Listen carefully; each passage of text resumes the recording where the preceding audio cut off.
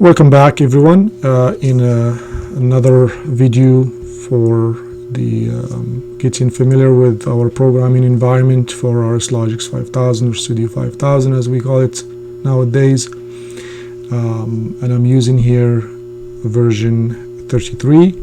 In this video we're gonna touch up on another core instruction in the PLC, and those are the timers. So the first one I'm gonna put in here, so I'm just gonna add a rung, and I'm gonna add an input. So input 1, it's fine. I can delete these for now, and then I'm gonna add a timer on, and we're gonna see the differences between the timer on and timer off. So in here, I'm just gonna say this is my timer. So I give it a name, and then I'm gonna declare it in my tags. Okay, and then I can give it a preset. So the preset here is in milliseconds. That's the units that the Rockwell timers uses. It uses only milliseconds. So if I want 10 seconds, I'm going to put 10,000, for example. Okay. And this is the accumulation that shows us how many seconds has elapsed so far. So let's compile this.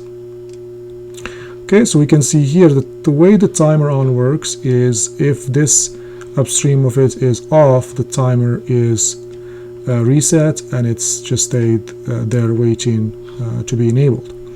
Once we turn this on, you can see the timer is start to count.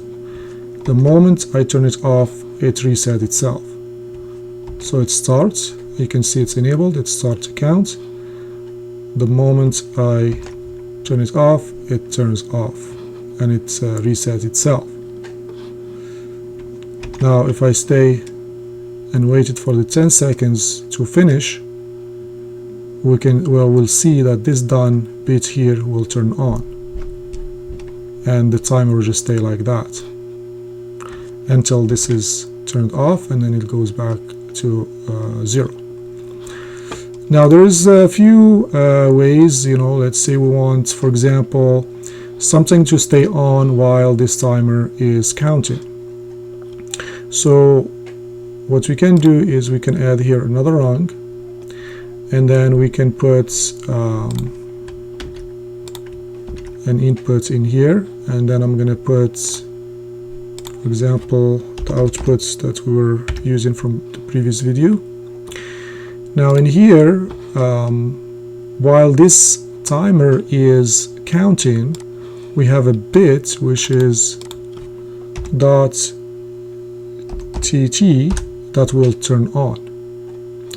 So now when we do like this,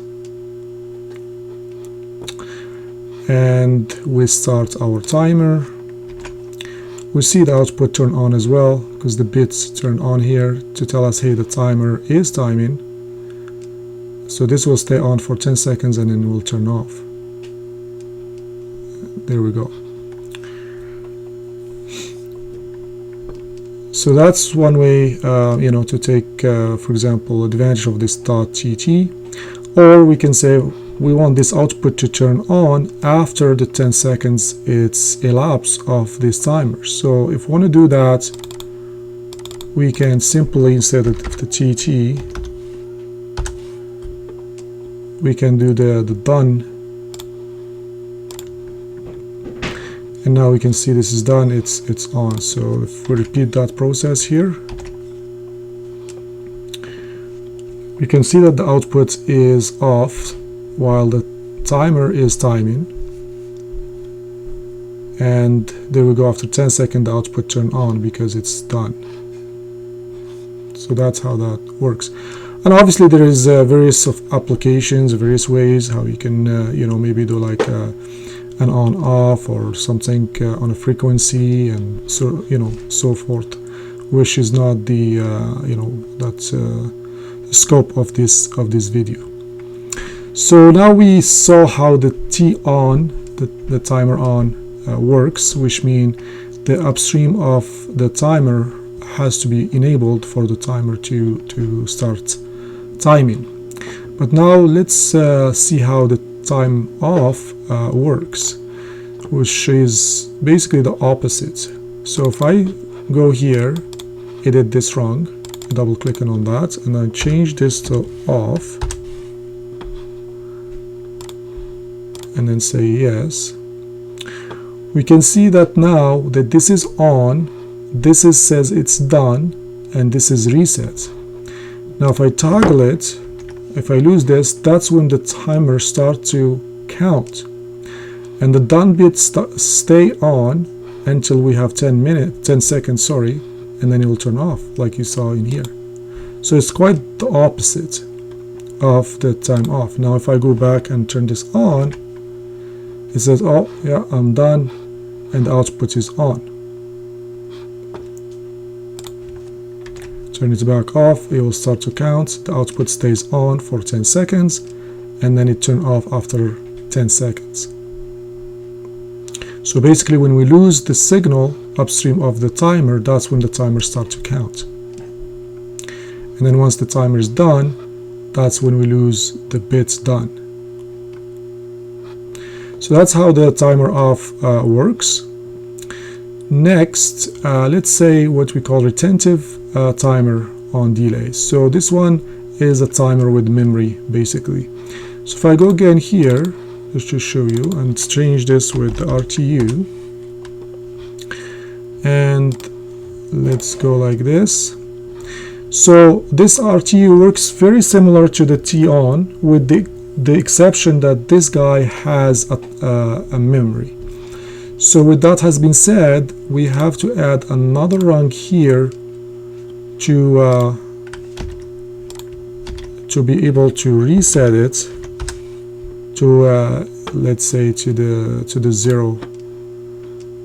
So if I go here and then put this other instruction reset and do this as my timer like that. So okay, so now we have a reset. So if I go here and just toggle this, you can see that the timer resets. If I turn this on, the timer starts to count, and then the moment I toggle it off, you can see it's memorized how many seconds has been elapsed.